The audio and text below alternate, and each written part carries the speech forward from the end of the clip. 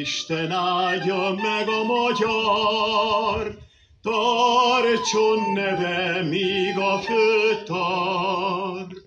Paradicsom hazájában, ilyen örök boldogságban, ilyen örök boldogságban. Töltse békében napjait, egyezve lássa fiait.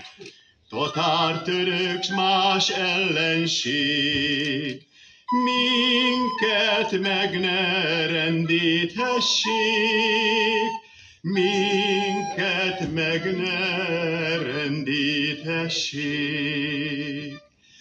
Isten áldja meg a magyart, tartson neve, míg a föld tart.